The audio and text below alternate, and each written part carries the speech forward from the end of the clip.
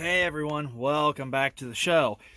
Another 6.4 Powerstroke video. It's like that's what this channel is turning into, is 6.4 Powerstroke videos. And the reason why is because that's what I've spent the majority of my time working on. So this thing needs an injector because, well, we think it needs an injector. We've narrowed down the problem to an injector. Without going into it too much, I don't really have a lot of good footage of this thing running rough. If I find any, I'll put it in, splice it in somewhere.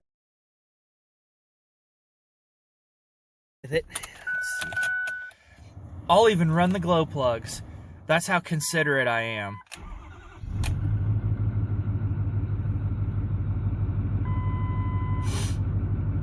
All right, now, sounds normal now, okay?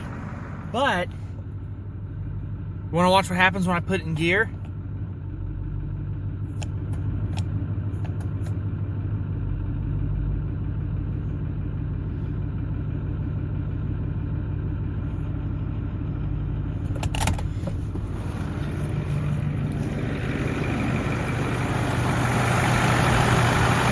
It'll start doing it here in a minute, because it did this yesterday morning. It started loping. See the smoke?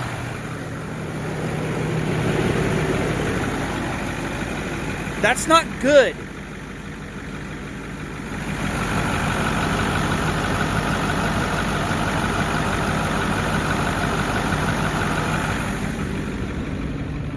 And the smoke, oh, it just reeks of fuel. Good grief.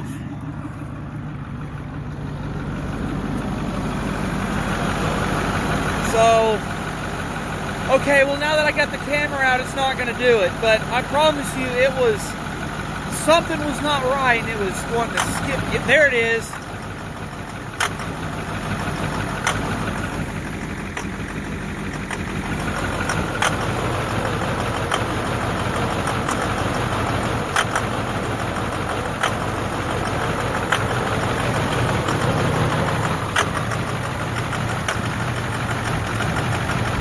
Look at all that majestic mosquito-killing smoke. Oh, it reeks of fuel.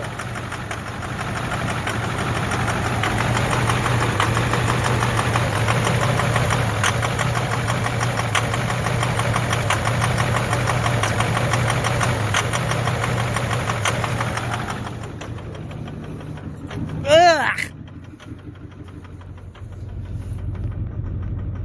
Yeah, see, it ain't right. Now, we shut it off. Sometimes if you just start it back up, it fixes it. It usually just does this when it's cold.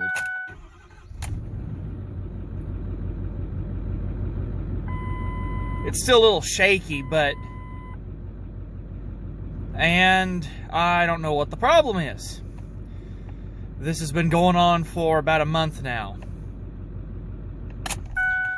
And, oh God, that smoke. Good grief. Look, I'm okay with a little bit of smoke, but that's a lot first thing in the morning. A lot of how dare you going on. Greta's going to be none too happy about that, but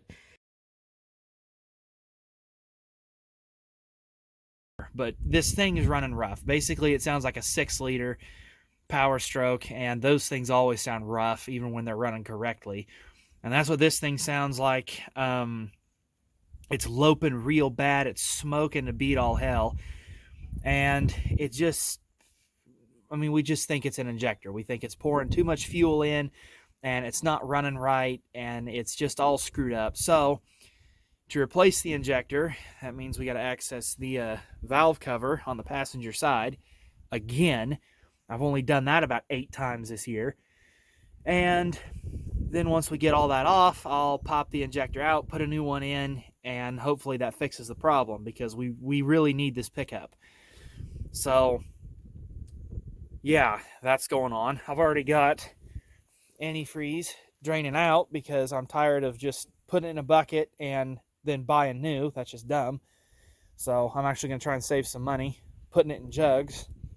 So while that's going on, I'll kind of get you guys set up and go over removing everything in here, because I haven't really done a good video on that. I did a video like an overview of what all you got to take off, but I actually never showed it. So we'll work on that while the antifreeze is draining, and then hopefully by the time that's done, we'll be deep enough into this that we can pop off the heater lines and get the valve cover off and get this done, because I'm tired of it. If anyone's curious, there's your injector part number. This is for injector number 7. And I sincerely hope that when I pull that thing out, there's something wrong with it. That would just put my mind at ease, because if I can't see anything wrong with that injector, I'm going to get nervous. If I start this thing back up and it's the same problem, then, well, the engine's foobarred, basically.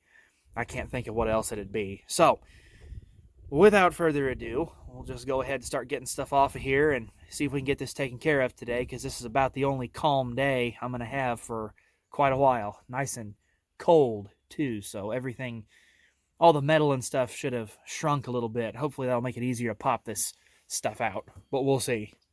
Okay, first step to remove the passenger side valve cover is to get the battery out and the air cleaner assembly. That's the easy part. So just, you know, loosen this. If you got your battery hold downs, get them loose, then throw them away because they're dumb. This literally sits in a box. It ain't going nowhere. You don't need battery hold downs. So get rid of those because they're dumb. Pull your battery out, then pop your air cleaner out. We'll go over that a little more in a second because the way it sits in there, well, actually there's no need to. Unplug all this crap that's connected to it. Undo this clamp right here that attaches the air cleaner to the intake boot for the turbo. Undo the secondary air intake here. And then essentially all you should have to do is get in here and just pull this whole thing out. It just snaps into place. There's a bracket down below that holds it. This all snaps into place. So all you got to do is get this clamp loose, pull that out, disconnect the mass airflow sensor and the filter restriction sensor, and then pull the whole thing out. And it'll all come in one piece.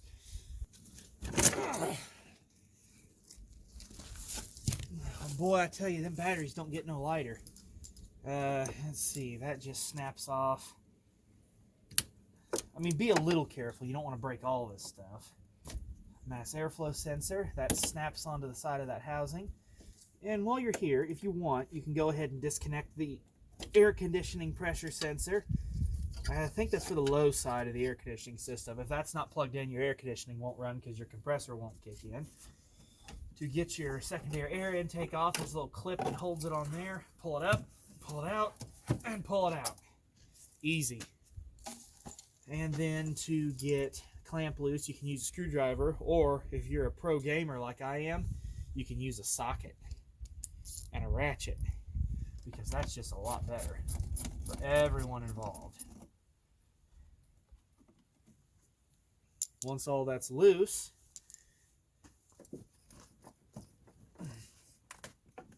it's a little cold and stiff, but there, pop it off, then grab this, and there, pops right out. Yeah, there are little things down here that snap into place, hold it all in. Now, if it's particularly windy outside, you might want to put a rag in here, which I'm going to do. Then we'll move on to the next step, which is taking the battery box out. All right, come here. Show you something. All right, there are 3 bolts in here. 1, 2, and 3 is right there. It's hard to see because the sun's shining in because it's morning. There's another bolt right here that attaches to this bracket, and then this bracket has, let me see if I can find it, right back in there. There's another bolt. See that rod? Comes around. There's another bolt in there you got to pull out for this bracket to come out, which when that's out of the way, you can get this out once you pull the 3 bolts. And then also for your air conditioning lines, you want to get in there and pop that out like so, because it just slides in there and snaps in place. Those are your air conditioning lines. You can move them a little bit and hold them out of the way with like a bungee strap or some baling wire, but be careful you don't get crazy with them because, well, it's hard enough to get in here. The last thing you need is busted air conditioning lines, and then you got to put another compressor on, and that's just no fun. Nobody wants to do that. So do all that stuff, and then you can maneuver your battery box out that way. Also, I got to check here. Yeah, you might want to pull that too. Yeah, go ahead and snap it. It's fine. It doesn't hold anything important. God, they got to have wires so freaking tight and stuff. Now, this one right here is custom. That's supposed to run the Dewey's bale loader, but we're not putting it on this pickup. We're putting it on my pickup this year, so I might go ahead and pull that. I think I'm going to go ahead and pull it and get it off of here. But yeah, do all that, and then you can get the battery box out. And remember, it's also the wiper fluid reservoir, so it's going to be a little bit of, you know, fancy maneuvering to get it out. So, all right, now with that bracket and everything out of the way, battery box is nice and loose. You can go ahead and maneuver it out of here however you can. When you get it out, disconnect the power supply for the washer fluid pump. There we go. Then pull the washer fluid line off, and then there you go. That's all out. Now, you guys do what you want. I like to leave all the bolts for mounting the battery box and the air cleaner bracket. I like to leave all those bolts in the battery box so I don't lose them. So now that that's all out of here, let me show you guys. Once you get that battery box out, it's actually a lot better in here. You can see we got our work cut out for us. I'll have to come in here with compressed air and clean all this stuff off real good. And then we can move on to the next step. The next step in this process will be a combination of pulling the oil fill and intake air tube assembly. You're supposed to remove all this as an assembly. You don't have to. You can actually disconnect this right here and just pull this boot off and leave the oil fill till later, because if you take it off, it opens up a hole right in the valve cover. So I'm going to disconnect it here and take it off. You guys do what you want. Then there's another clamp on the turbocharger you need to take off, and make sure you cover that turbocharger. Don't want to get dirt in there, ruin it.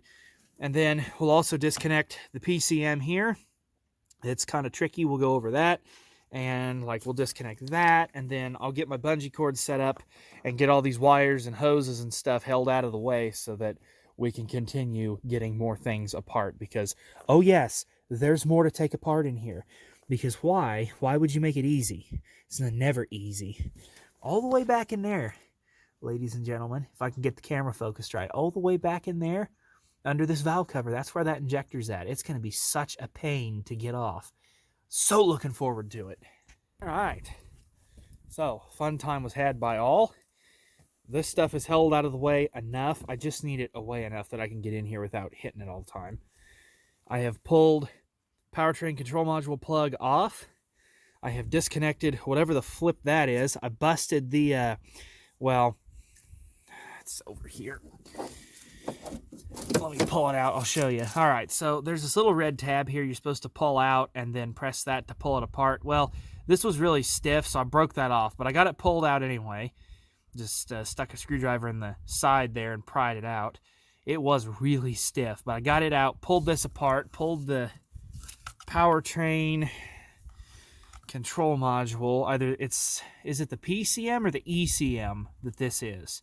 I don't remember. Either way, I got it pulled out, and I'm covering it with a rag because, well, that's a little bit important. Those are some very tiny pins and stuff in there, and I don't want them to get damaged. And then we'll just shove all that up out of the way because we don't need it right now. Get in there. All right, so now that that's all out of the way, I've also come down here and disconnected this for the glow plug control harness. So the next thing that needs to be done is there's a ground wire right there that has to come loose. There is, let's see, yeah, that has to come loose. The reason we were draining the antifreeze is for this heater supply line right here. This bastard has got to come off. The oil drain back tube for the oil fill has got to come off. Just disconnect it up there, and then it does kind of splice together down here. Just be careful not to break this. I mean, if you do, it's fixable, obviously, but it'd be kind of irritating to do. So just be a little delicate with it, a little bit careful. Make sure you get that clamp back on when you put it back together, by the way. The other thing needs to come off. I don't know if I can get you guys in there. Oh, yeah, right there. That electrical connector, it has to come apart. Problem with it, I can get in here and show you.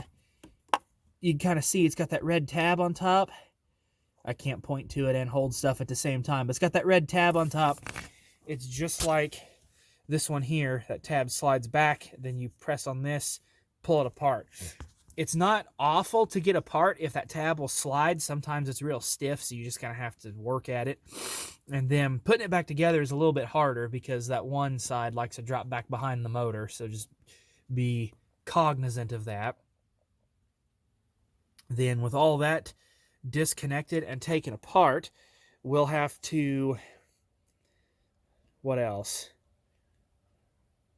Let me think. I forget how I did this last time, because you could do this a couple different ways. You could take stuff apart in a little bit different order. I like to leave this oil fill till last, like I said, just because it opens up a hole into the valve cover. So once you get all that stuff disconnected and taken apart, the next thing you want to do... Yeah, I'm right next to a road. Sorry about the vehicle noise. They like to drive by on it. How dare they? Public road. They're driving on it. Anyway, get all that disconnected. Then you don't want to pull your glow plug harness out till last. It's not, I mean, it's not in the way right now.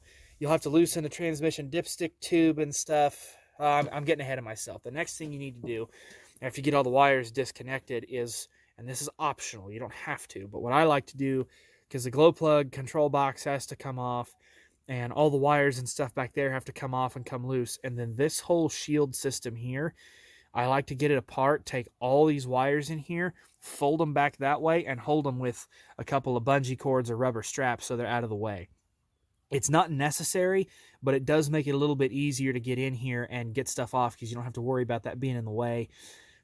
But it is purely optional. I've done this before with all that stuff still on there. The shielding and stuff. The glow plug box back there has to come off for you to get the valve cover off. So I'll go ahead and get this heater line disconnected here in just a minute. The oil fill is going to have to come off first so I have room. There's just 4 bolts that hold it on, 2 there and 2 there.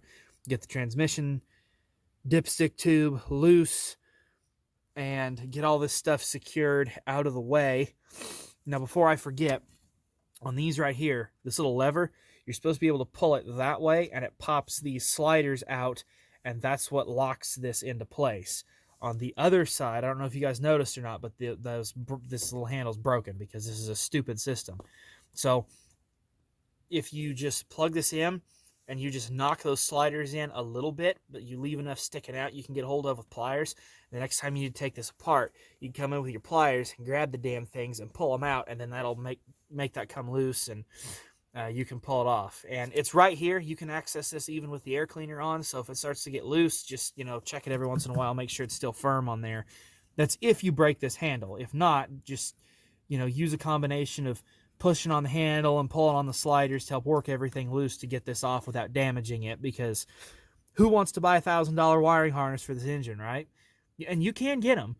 If I didn't say that already, you can definitely get them, but they're not cheap. And I think the engine wiring harness plugs in right here, so that'd probably be for the ECM, now that I'm thinking about it. But yeah, anyway, I'm getting off track. All that stuff has to come loose and come off. There's no need for me to film it because it's pretty self-explanatory, so I'll bring you guys back when I start really getting into that stuff down there. Okay, so the heater line has been disconnected. It will rotate right there. I don't know if it's supposed to, but it doesn't leak, so I'm going to say it's okay. I've drained about 3 1/4 gallons out of the cooling system. That will stop this pipe here from leaking, which you don't want. I've got that wire that was back in there disconnected. Well, this one right here. I've got the glow plug-ins disconnected. There's just a little retainer right there. Push in, pull them out. They're a little stiff. All this stuff is probably going to be really stiff to pull out and disconnect if you haven't never done it. But if you do it 2 or 3 times, especially if you do it 2 or 3 times once a month, or never mind. I mean, if you disconnect this stuff a whole bunch, it'll come apart easier because it's just being, you know what I mean? I'm stunned today. I don't really want to be out here doing this. So with this plastic retainer shield thing off, which you can break them off and then just re-secure it with zip ties if you want to, but I tried to at least maintain a few of the little snaps on there. And the last time I was in here, I went ahead and taped it up. That's why it looks so new. But with all that out of there and all that loose, guess what? All that comes free like so, and you can just kind of get it back out of the way. Once there's a line that runs into here in this cluster that I forgot about, but I'll get that loose, and then this whole thing should be able to rotate back that way, and you can just secure it. It doesn't have to be held tight, just enough to keep it out of the way. Then you can get this plastic tray out, and then we can get back in here, get the camera in here. Then we can get back in here and start getting that off. There's a bolt, well, there's a stud right there that you see. Okay, there's one on the other side too. Then there are, I believe, 2 bolts like that one right there, because the glow plug control module sits on this bracket, and this bracket comes off separately. This bracket has a bolt. There's another one that's like right down in there with that green on it. Let me see if I can point to it for you. No, I can't point to it. So that has to come loose, and I think there's another one back behind this plug-in right there. And that plug-in has to come loose too. I think that's what controls your high-pressure fuel pump. But all that has to come loose. It's awkward to get back in there, but you just kind of have to feel around and go by trial and error. I can't film it. There's no way for me to get a camera in there because I can barely get my hand in there. But getting this wire cluster out of the way is going to help tremendously. As you can see, the oil fill's off too. And all the bolts for the oil fill are the same, by the way. The hold down bolts, they're all the same, so if you get them mixed up, it's not the end of the world. Glow plug control stuff. Yeah, so this will all rotate back out of the way. I'll secure it, then it'll look really nice in here. And once I get that stuff off back there, we can come in here and start getting the valve cover itself off and the glow plug harness down there. I didn't mean to bump the tripod. All right, so looks a lot better in here. Got the glow plug control module out and all the related things. Got the wires Mickey Moused out of the way. I mean, that's a real special system I got going there. Got everything else taken care of. Oil drain back tube can just be gently, ever so gently, shoved aside down there, out of sight, out of mind. So, next step here real quick, we're going to get the transmission dipstick loose, and there's a nut right there that holds it on to one of the valve cover studs. Once we get that loose, go ahead and pull the entire glow plug harness out. But I wanted to show you guys, if I can keep the camera focused where it needs to be, to get these out right here, these little grommets. I like to use one of these trim remover tools, but basically all you got to do is get in here and just gently and carefully work that loose like so. Okay, and once that grommet's loose, then you can come in here and just pull the connector off. It's not that hard, but pop the grommet loose first, because the instructions say if you just try and yank on this, you could damage the connector or the glow plug, and that's not a good time for anyone. So do all that, and then it's a lot easier to get all this out with the transmission dipstick out of the way. So we'll move that, get the glow plug harness undone. Then we'll start taking the valve cover off. And I'm not going to show that because, I mean, it's pretty easy. You just get in here and take all this stuff off. I don't know what these are supposed to be torqued to. I might mention it during reassembly. I don't know. But all of these are supposed to stay on here when you take the valve cover off. But it's entirely possible that if you've got different grommets on here and stuff, they might fall out, some of them. So just keep that in mind. Remember where all of your studs went, because that is important. You can't just be swapping studs and bolts around on this valve cover, because the studs are put in specific locations for a specific reason. The hardest ones to get to, obviously, are the ones back there. There's one in the middle. There's one on top right there. And then there's one on the underside. It's pointed kind of like on this end. So you've got one in the middle here. But, oh, wait, no, you don't. No, you don't. Yeah, no, you don't. You just have one upper and one lower on the back for the valve cover stuff. So loosen all that, get it off, then you can pop the valve cover off, and I guess just be careful not to dump a ton of dirt into the valve train. A little bit of dirt never hurt anybody, except this overly sensitive piece of junk. But I don't know that dirt is the reason it doesn't run right. I don't think so. I don't. All right. Valve cover off. Injectors are in there. Now, right there should be the hold down bolt for the fuel injector retainer. So all I should have to do all the way back there on number 7 cylinder is get that clamp loose, pull the injector out, pop a new one in, and we should be mint. All right, I got the injector out, and here it is in all its glory. If we look at the end there, I know the lighting's not really the best. That is not from me taking it out. That is just carbon that is on there, and I'm just looking at it here. Yeah, there's just a lot of carbon on that. Fuel was getting to it and everything. It came out pretty easy, actually. Not too bad. Just on these hold downs here, there are Torx. They're a T45, okay? And basically all you got to do is just get in there and just keep loosening them, and as you loosen them, they will actually push this injector up and unseat it for you. So yeah, that's pretty cool.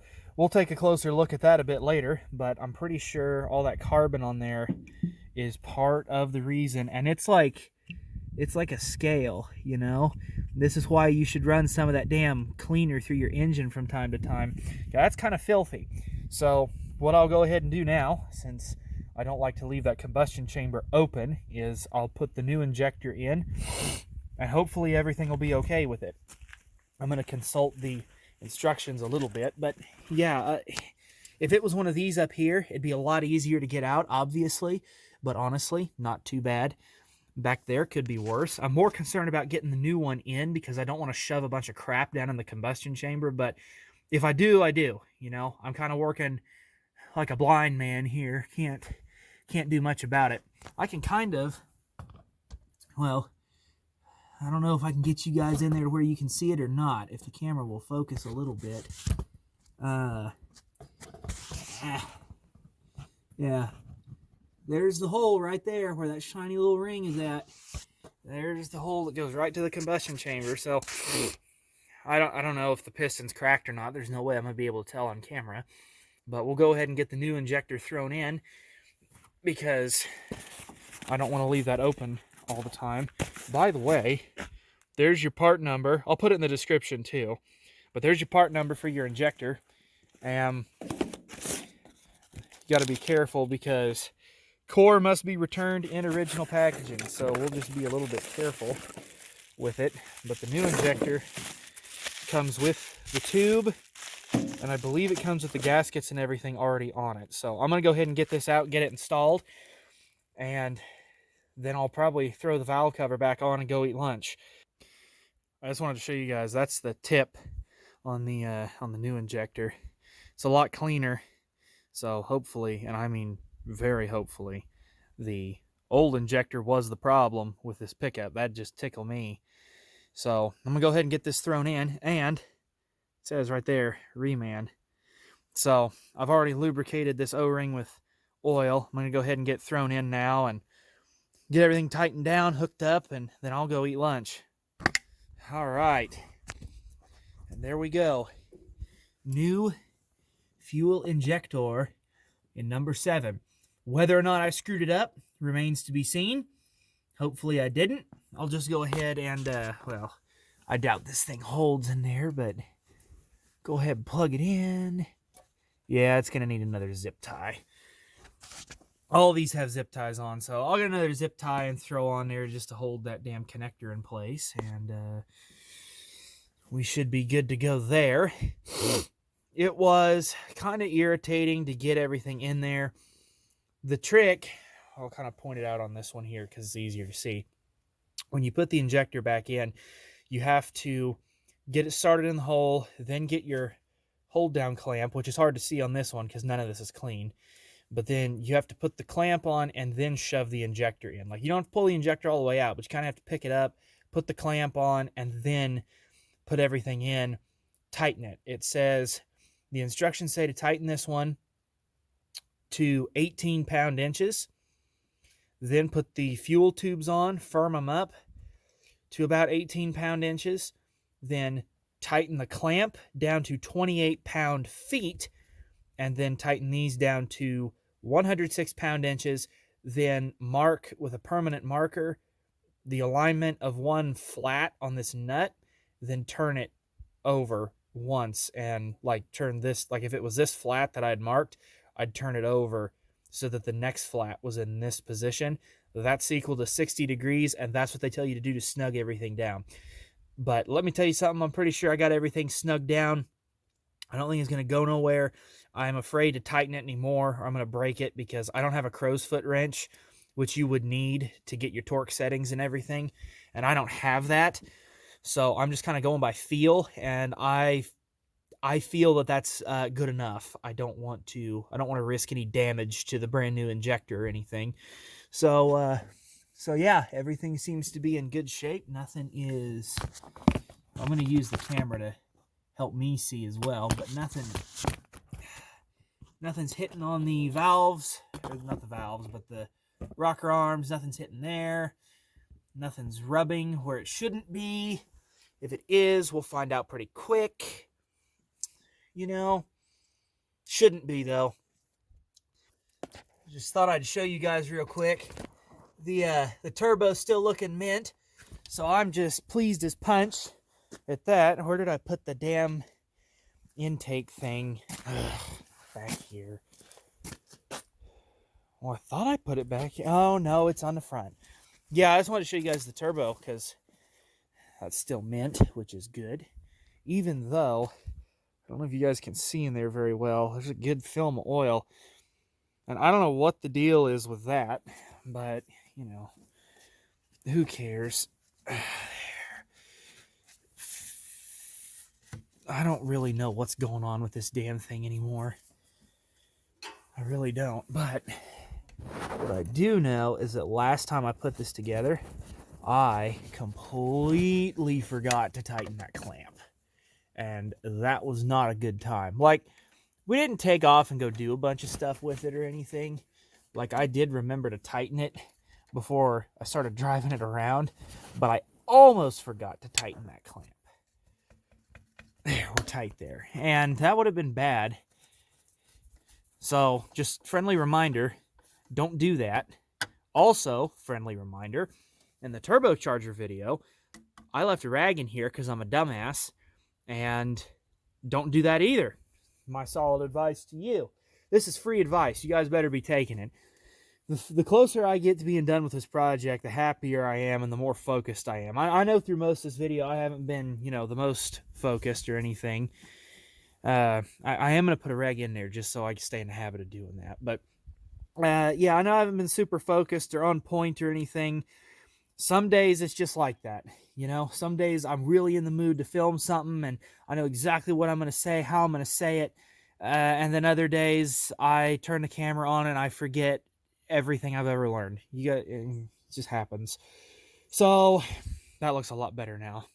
So come down here and undo that bungee cord. You can never have too many bungee cords. And then there's another one right there. Undo it. Now I can actually show you guys something. Now I'm not having to manhandle every stinking thing. All right. We're looking good there. Get that shoved up to where it's held. We'll get that. That pushed back out of the way up there.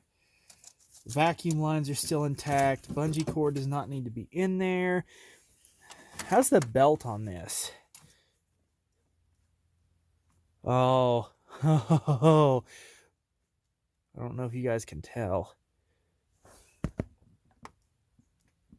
That idler is not in the best shape.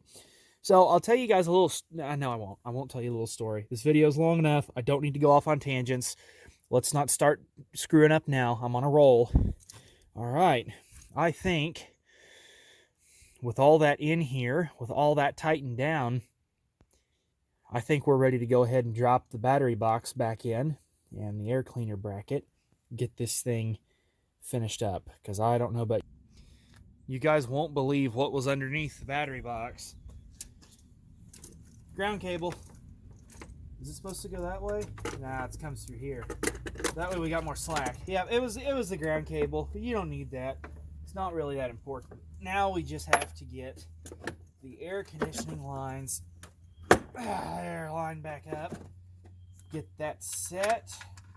Oh yeah, in case I didn't mention, all the bolts for the battery box, the 3 that sit up here, they're all the same. You don't need to worry about keeping them separate or anything.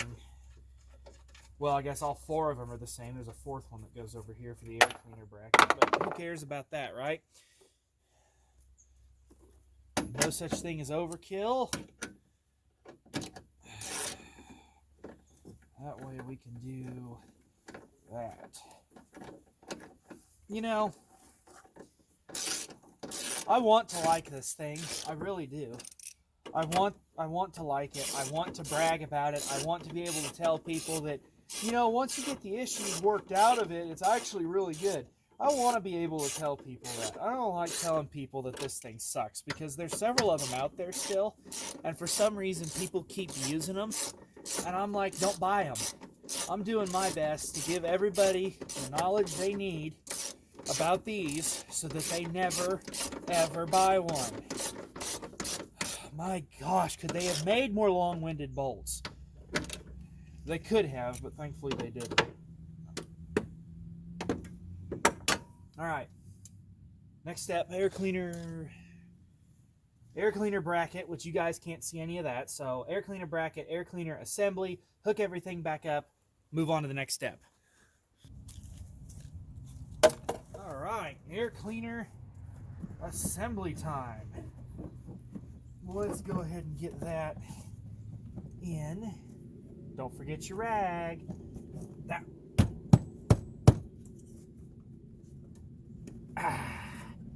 Get that pop free.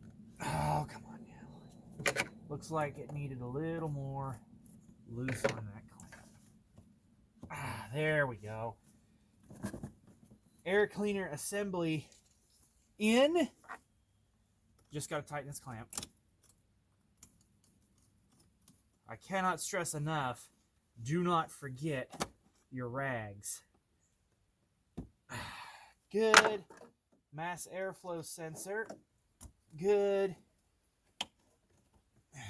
AC cutoff switch or whatever it's called. Come on. There. Clicked.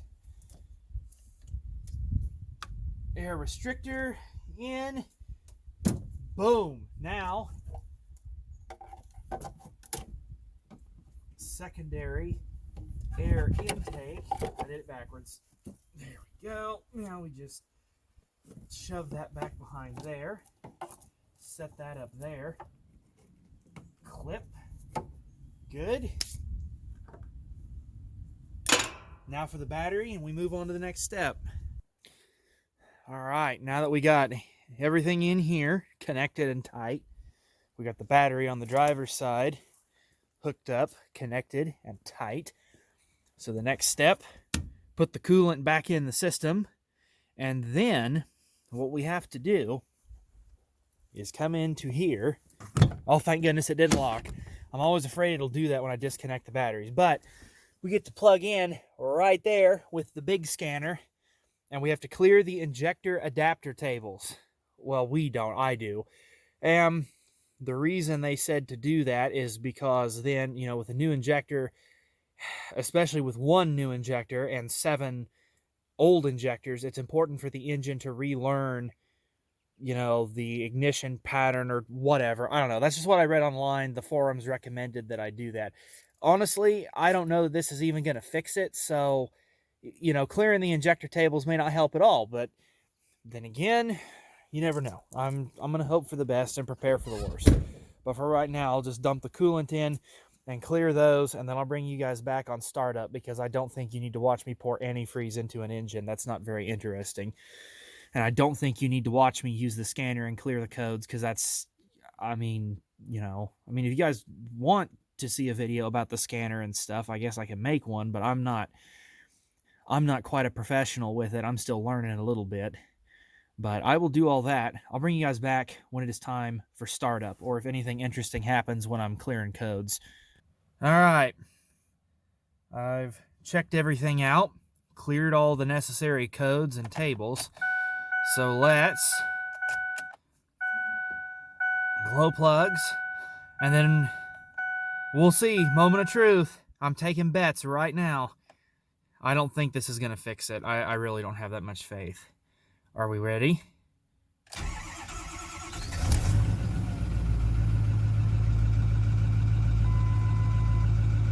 Okay. It's a little rough feeling. Smoking. Well, let's I'm gonna cut a little slack. It's got a new injector. Let's go into the powertrain control module here. Live data. I'm trying to keep you guys focused pretty good here on the screen so you can see stuff. I did clear the injector adaptive table, so I'm willing to cut it some slack. It's still vibrating and stuff, but at least the engine sounds like it's running evenly a little bit.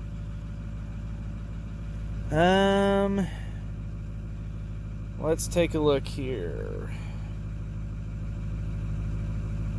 It feels like it's evening out.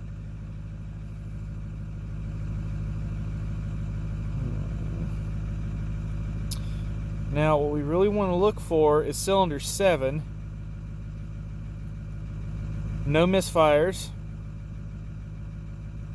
Engine idle speed. That's within spec. This truck has been deleted, so we don't care about any of the emission stuff.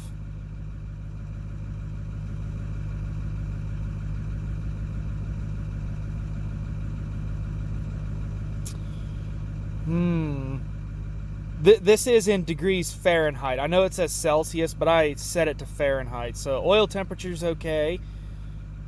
Engine RPM 760, so that's about where it should be. High idle when it's cold. Coolant temperature 59 degrees. Yep, it's going up. That's good. It's about 40 degrees outside in the Fahrenheit. Exhaust gas temperature, we don't care about that. Fan speed.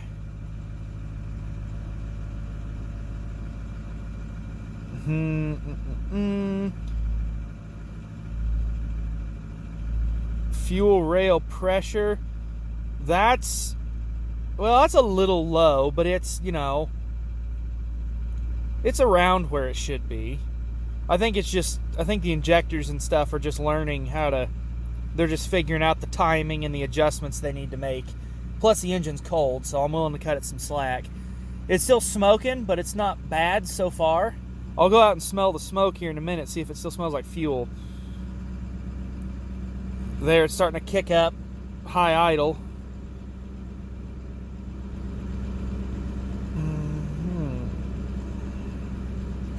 No injector faults. And I did check the injectors to make sure that electrically they were all plugged in and everything was good, and I didn't see any faults on number 7.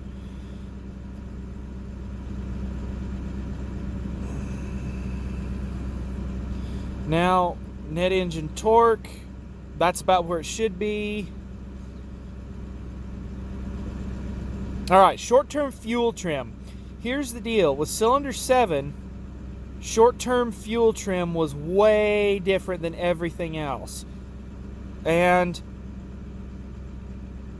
it's still different than everything else. It's not quite as bad as it was, but it's still different. Notice how cylinder 3 is at 13. I don't know what the freaking unit is, but the trim is a lot different for 13 and 7, or not 3 and 7, cylinder 3 and 7. That's because when I was pulling codes, cylinder 7 was the worst, but I was also getting some contribution and balance faults for cylinder number 3. But cylinder 7 was obviously the bad one. I could tell that just by looking at the power balance, and it was throwing misfire codes and stuff. So, I don't know. I don't like that that went up. The pickup is still shaking. When this thing's running right, it doesn't shake. I mean, it's a very smooth running engine when it decides it's going to run correctly. But I'm not hearing any misfires or anything. That's the big thing.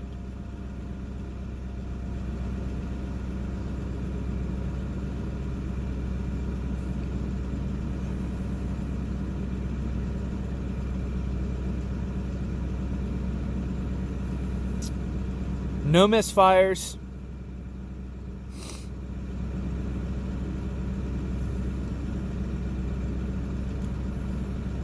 It's idling at about 1,000 right now, RPM.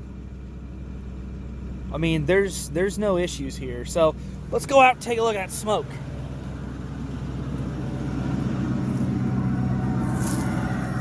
Oh, there's that bag. I need that.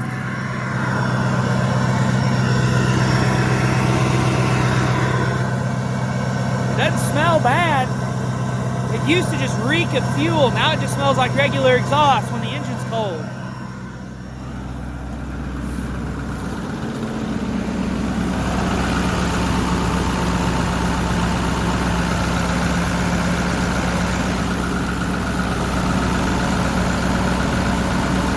Let's check blow-by.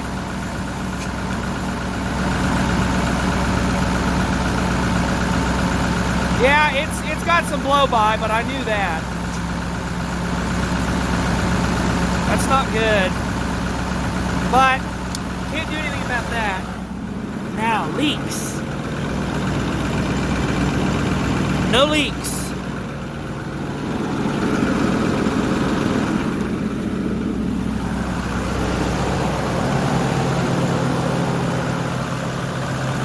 Coolant's going back down where it should.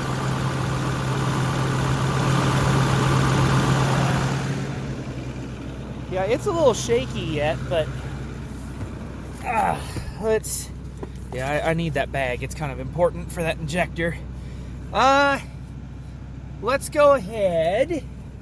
I'm gonna go ahead and leave this thing plugged in. Oh yeah.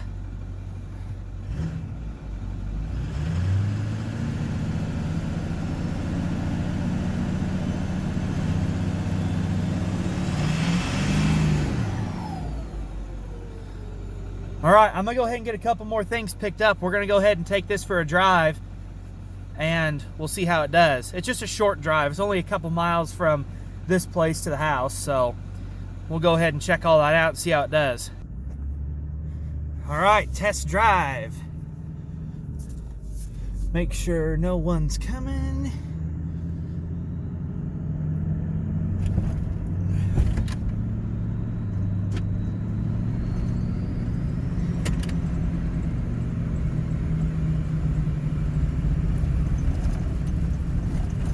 She's still smoking a bit.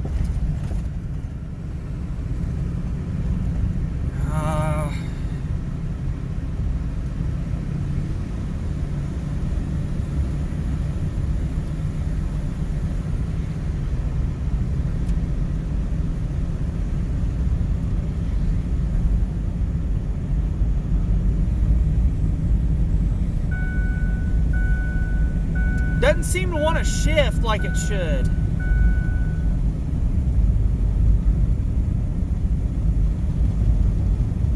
Can't tell if it's smoking or if it's just dust, but smooth acceleration. It doesn't seem like it's stalling or what's the other word? Yeah, I guess stalling would be the right word, or plateauing, I suppose. Like you rev it up, you get to 2,000 and it won't shift or it won't go no more. Just struggling, lack of power. It doesn't seem to have that. I'm sorry, I'm trying to keep the camera to focus. It ain't easy.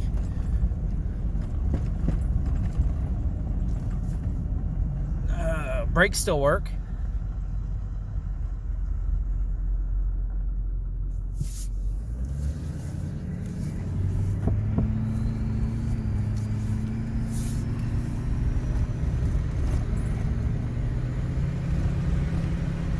No smoke.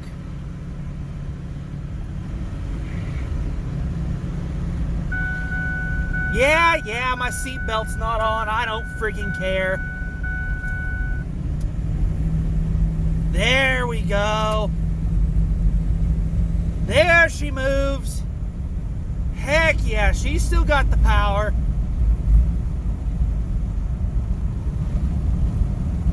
All right, well, initial tests seem to be pretty good. I mean, I don't know how long it's going to run like this, but I'm happy so far. I am cautiously optimistic. Still got a pretty bad coolant leak though, but we had that before. We'll just have to see how it does. Put some loads on it, run it a bit, let the injectors relearn themselves, relearn the fuel pulse width and, you know, adjustments and all that, and we'll just have to see how this does. But so far, it's better than it was, because it used to, when it started up, oh God, it just sounded awful. It's like number 7 wasn't firing at all. So we'll see what this does. I'm about to the house, so I'm gonna go ahead and shut this off. And yeah, it sounds good. Feels good too. So we'll see how it does long term, and if anything else goes wrong, I'll be sure to update you guys about it somehow. But for now, I'm gonna shut this off. We're gonna take this thing for a little bit more of a spin, I reckon. See how it does. Appreciate you guys watching, and we'll see you in the next one.